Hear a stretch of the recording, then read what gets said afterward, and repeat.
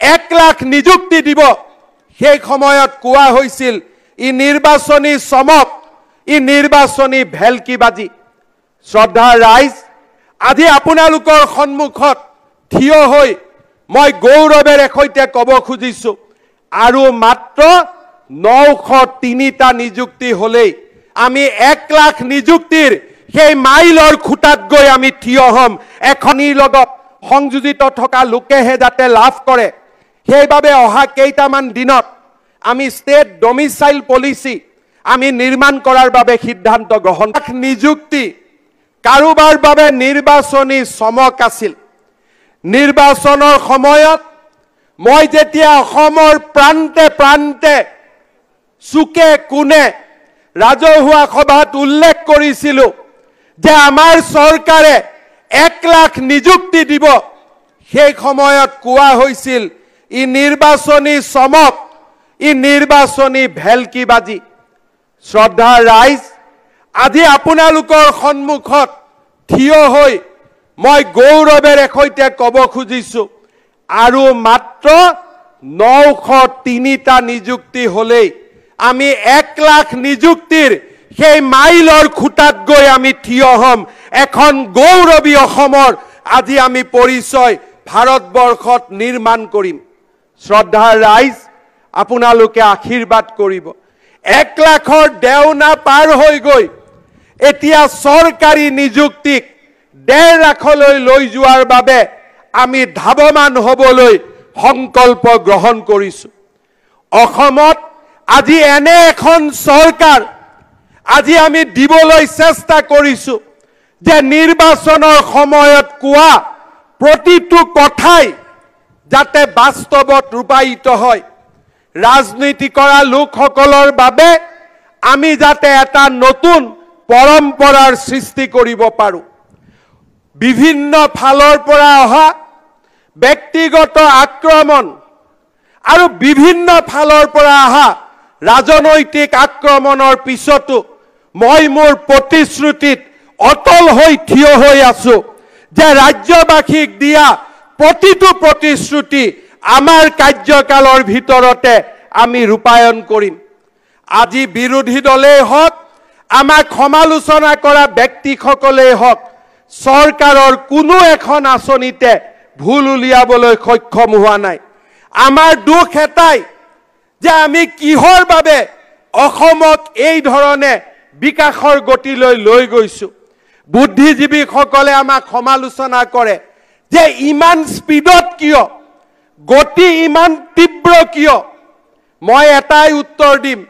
মোৰ জীৱন কালতে আমাৰ জীৱন কালতে আমি বিচাৰো আমাৰ অসম ভাৰতৰ 5খন বিকশিত ৰাজ্যৰ ভিতৰত এখন হওক গতি থমকি ৰব নোৱাৰে গতি তীব্ৰতৰৰ পৰা তীব্ৰতৰ হ'ব লাগিব আকাশ চোৱাৰ সপোন আমাৰ থাকিব লাগিব শ্ৰদ্ধাৰ ৰাইজ জাতি মাটি ভেটি ৰক্ষাৰ বাবে আমি আজি এক বিশাল সংগ্ৰামত আমি নিজকে লিপ্ত কৰিছো মই নিজেও জানো অসমত জনসংখ্যাৰ যি পৰিৱৰ্তন হৈছে জনগাঁথনিৰ যি পৰিৱৰ্তন হৈছে এই পৰিৱৰ্তনে অসমৰ খিলঞ্জীয়া লোকক আজি এক ৰক্ষণাত্মক পৰিৱেশলৈ ঠেলি দিছে আজি 12খন 13খন জিলাত আমি সংখ্যালঘুত পৰিণত হৈছো আজি আমাৰ ৰাজ্যৰ চাৰিওফালে শক্তিশালী চৰকাৰ এখন নাথাকিলে প্ৰতিটো দিনতেই খিলঞ্জীয়া লোকসকলে বিপদৰ সন্মুখীন হৈছে মই বিশ্বাস কৰো মই সূৰুজৰ পোহৰ নহয় সূৰুজৰ দৰে মোৰ শৰীৰত পোহৰ নাই কিন্তু এডাল মমৰ দৰে শেষ হৈ নোযোৱালৈকে অসমৰ খিলঞ্জীয়া লোকসকলৰ আশাৰ সেই দীপ্তমান পোহৰ হৈ মই জীয়াই থাকিব বিচাৰো আৰু সেইবাবে অনাগত দিনটোত আমি কেইবাটাও নতুন প্ৰচেষ্টা হাতত ল'ব খুজিছো অবিভক্ত গোৱালপাৰা জিলাত যাতে কোনো কাৰণতে জনজাতীয় অনুসূচিত জাতি আৰু অন্যান্য পিছপৰা জাতিৰ মাটিৰ বিক্ৰী আন সম্প্ৰদায়ৰ ওচৰলৈ যাব নোৱাৰে তাৰ বাবে আমি এখন কঠোৰ ৰাজহ আইন অনাৰ বাবে সিদ্ধান্ত গ্ৰহণ কৰিছোঁ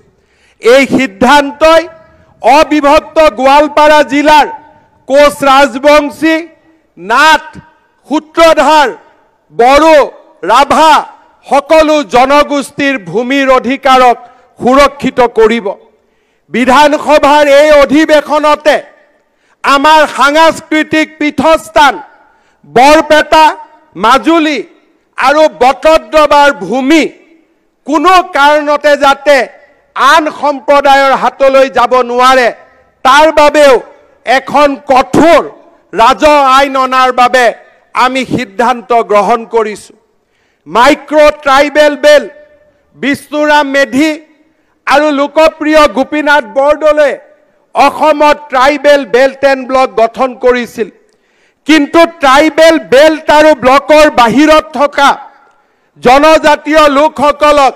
ভূমিৰ সুৰক্ষা দিবলৈ আমি মাইক্ৰ ট্ৰাইবেল বেল্ট গঠনৰ সিদ্ধান্ত গ্ৰহণ কৰিছোঁ এটা সম্প্ৰদায়ৰ পৰা আন এটা সম্প্ৰদায়লৈ ভূমি হস্তান্তৰ যাতে অতি সহজে হ'ব নোৱাৰে আমাৰ হাতত থকা শেষ মাটিখিনিও যাতে আমি ৰক্ষা কৰিব পাৰোঁ তাৰ বাবেও আন এখন আইন অনাৰ বাবে আমি সিদ্ধান্ত গ্ৰহণ কৰিছোঁ স্বাধীনতা দিৱসৰ তিৰংগ পতাকাৰ তলত থিয় হৈ আমি মিছন বসুন্ধৰাৰ তৃতীয় সংস্কৰণ আমি 2 অক্টোবৰৰ পৰা আৰম্ভ কৰাৰ সিদ্ধান্ত আজি আমি ঘোষণা কৰিছোঁ এই মিছন বসুন্ধৰাৰ সময়ত গুৱাহাটীৰ পাহাৰত বাস কৰা লোকসকলক মাটি যাতে আমি হস্তান্তৰ কৰিব পাৰোঁ সেয়েহে চৰকাৰলৈ দিবলগীয়া প্ৰিমিয়াম আমি নাটকীয়ভাৱে ড্ৰামাটিকেলি ৰিডিউচ কৰাৰ বাবে হ্ৰাস কৰাৰ বাবে আমি সিদ্ধান্ত গ্ৰহণ কৰিছোঁ এটাই মাত্ৰ চৰ্ত থাকিব গুৱাহাটীৰ মাটি সিয়েই পাব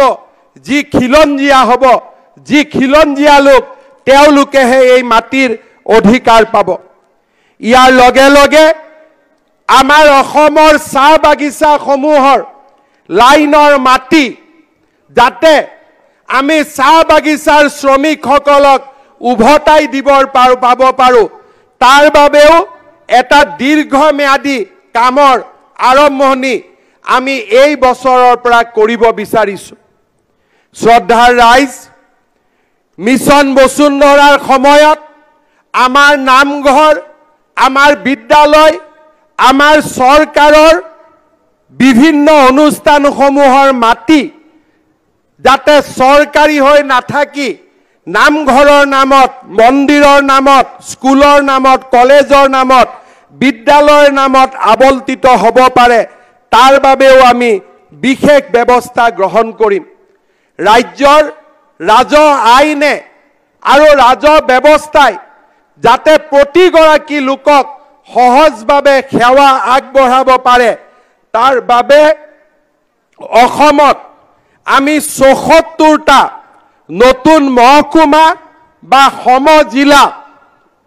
আমি অহা 2 অক্টোবৰত নিৰ্মাণ কৰাৰ বাবে সিদ্ধান্ত গ্ৰহণ কৰিছোঁ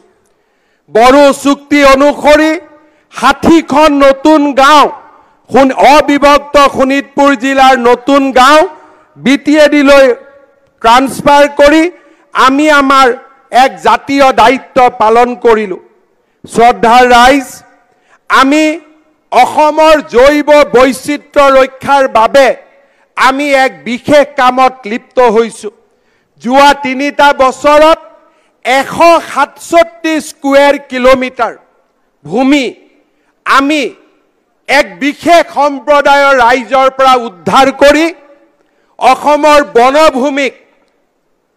আৰু অধিক খৰস্ৰোতা কৰিবৰ বাবে আমি সফল হৈছোঁ 167 স্কুৱেৰ কিলোমিটাৰ মানে চণ্ডীগড়তকৈও ডাঙৰ এনে বিশাল ভূমি গৰুখুটিৰ পৰা যি যাত্ৰা আমি আৰম্ভ কৰিছিলোঁ, কাজিৰঙাৰ পৰা এই সমগ্ৰ সময়ছোৱাত লামডিঙলৈকে বটদ্ৰৱালৈকে 167 স্কুৱেৰ কিলোমিটাৰ যি বনভূমি এটা বিশেষ সম্প্ৰদায়ৰ লোকে দখল কৰি আছিল, তাক আমি উচ্ছেদ কৰি বন বিভাগলৈ হস্তান্তৰ কৰিবলৈ আমি সক্ষম হৈছিলোঁ। আজি এই স্বাধীনতাৰ তিৰংগ পতাকাৰ তলত থিয় হৈ অসমৰ 7খন ৰাষ্ট্ৰীয় উদ্যান কাজিৰঙা, মানস, ডিব্ৰু ছৈখোৱা, ওৰাং, ৰাইমনা, দিহিং পাটকাই আৰু নামেৰীৰ লগত অসমৰ 8খন ৰাষ্ট্ৰীয় উদ্যান হিচাপে BTADৰ চিকনা জাৰক আমি ঘোষণা কৰিবলৈ পাই গৌৰৱ অনুভৱ কৰিছোঁ। শ্ৰদ্ধাৰ ৰাইজ, লাহে লাহে আমি অসমৰ বানপানীৰ সমস্যাৰ স্থায়ী সমাধানৰ পথো অংকন কৰিবলৈ প্ৰচেষ্টা কৰিছোঁ। লেণ্ড ৰিক্লেমেশ্যন, ব্ৰহ্মপুত্ৰই যি মাটি লৈ গৈছিল তাক পুনৰ উদ্ধাৰৰো আমি এক নতুন কাৰ্যসূচী ৰূপায়ণ কৰিছোঁ। বগী নদীৰ তলত এক বিশাল ভূমি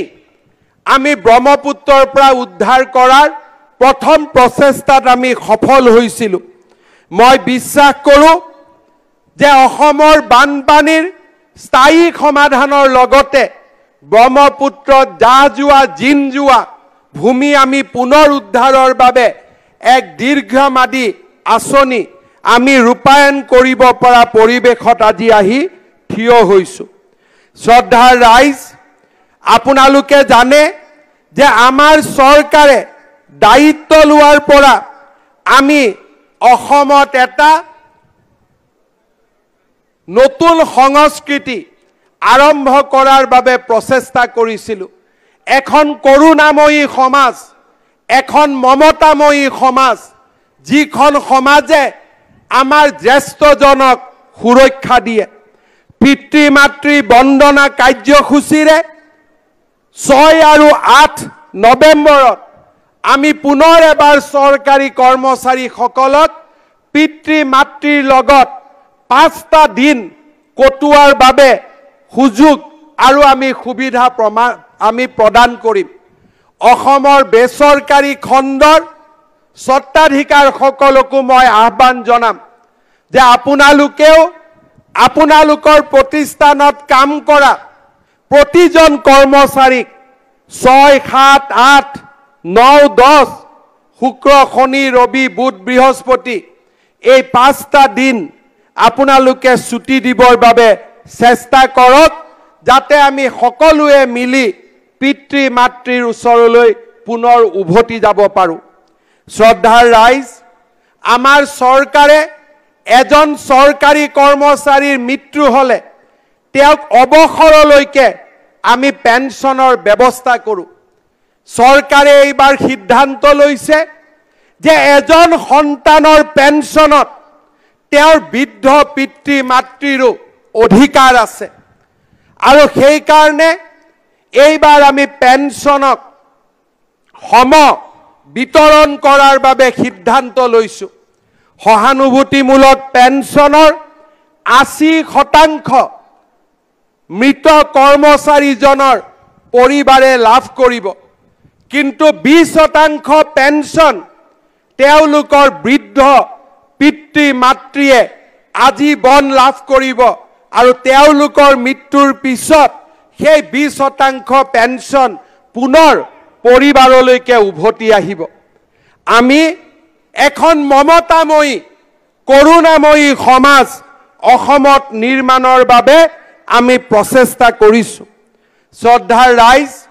9,22,000 লোকৰ বায়োমেট্ৰিক NRCৰ সময়ত বন্ধ হৈ পৰিছিল। মই প্ৰচেষ্টা চলাইছোঁ যাতে অহা কিছু মাহৰ ভিতৰত এই NRCৰ বায়োমেট্ৰিকৰ ওপৰত থকা প্ৰতিবন্ধকতা আমি উঠাব পাৰোঁ আৰু ৰাজ্যৰ জনসাধাৰণক আমি এটা সুৰক্ষিত জীৱনৰ ফালে আগবঢ়াই লৈ যাব পাৰোঁ। শ্ৰদ্ধাৰ ৰাইজ, অসমৰ চৰকাৰী চাকৰি যাতে অসমৰ মাটি আৰু পানীৰ লগত সংযোজিত থকা লোকেহে যাতে লাভ কৰে, সেইবাবে অহা কেইটামান দিনত আমি ষ্টেট ডমিচাইল পলিচি আমি নিৰ্মাণ কৰাৰ বাবে সিদ্ধান্ত গ্ৰহণ কৰিছোঁ। মাটি বাৰী আৰু সুৰক্ষাৰ ক্ষেত্ৰত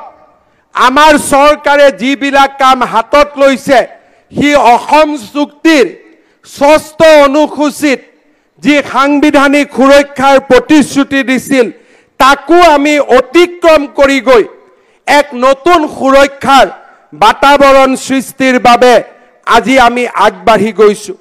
শ্ৰদ্ধাৰ ৰাইজ, বাল্য বিবাহ সমাপ্ত কৰিবলৈ এই স্বাধীনতাৰ তিৰংগ পতাকাৰ তলত অসমৰ মুখ্যমন্ত্ৰী দায়িত্ব গ্ৰহণ কৰিয়ে মই সংকল্প লৈছিলোঁ। আজি মই নিশ্চিতভাৱে ক'ব পাৰোঁ যে অসমত বাল্য বিবাহৰ সংখ্যা দ্ৰুত গতিত হ্ৰাস পাইছে। চলিত বৰ্ষৰ ৩১ মে পৰ্যন্ত ৫,৪১৩টা গোচৰ বাল্য বিবাহৰ বিৰুদ্ধে আমি লিপিবদ্ধ কৰিছোঁ আৰু বহুতো গোচৰত ন্যায়ালয়ৰ পৰা আমি শাস্তিৰ ৰায়দান পাবলৈও সক্ষম হৈছোঁ। এই তিৰংগ পতাকাৰ তলত থিয় হৈ মই আকৌ এবাৰ মোৰ বজ্ৰ কঠোৰ সংকল্পৰ কথা ঘোষণা কৰিছোঁ। ২০২৬ চনৰ ভিতৰত অসমত আমি বাল্য বিবাহ আমি সম্পূৰ্ণভাৱে নিৰ্মূল কৰিম, সেই প্ৰতিশ্ৰুতি মই আকৌ এবাৰ পুনৰ দোহাৰিছোঁ। শ্ৰদ্ধাৰ ৰাইজ, পুলিচৰ ব্যৱস্থাৰ লগে লগে বাল্য বিবাহ ৰোধ কৰাৰ ক্ষেত্ৰত শিক্ষা এক অমোঘ অস্ত্ৰ। মুখ্যমন্ত্ৰীৰ নিযুত মইনা আঁচনিয়ে 10 লাখ ছাত্ৰীক তেওঁলোকৰ যাতে শিক্ষা স্নাতকোত্তৰ মহল পৰ্যন্ত নিৰন্তৰভাৱে চলাই যাব পাৰে, তাৰ বাবে এক বিশিষ্ট ভূমিকা পালন কৰিব। অহা 10 অক্টোবৰৰ আশে পাশে এই নিযুত মইনা আঁচনিখনে অসমৰ উচ্চতৰ মাধ্যমিক প্ৰথম বৰ্ষ, স্নাতক প্ৰথম বৰ্ষ আৰু স্নাতকোত্তৰ প্ৰথম বৰ্ষৰ ছাত্ৰীসকলক সামৰি আত্মপ্ৰকাশ কৰিব। শ্ৰদ্ধাৰ ৰাইজ, অহা এবছৰৰ ভিতৰত অসমত আকৌ 20 লাখ লোকলৈ পৰিয়াল পৰিচয় পত্ৰ বা ৰেচন কাৰ্ড প্ৰদানৰ দিশতো আমি আগবাঢ়ি যাবলৈ সিদ্ধান্ত গ্ৰহণ কৰিছোঁ। শ্ৰদ্ধাৰ ৰাইজ,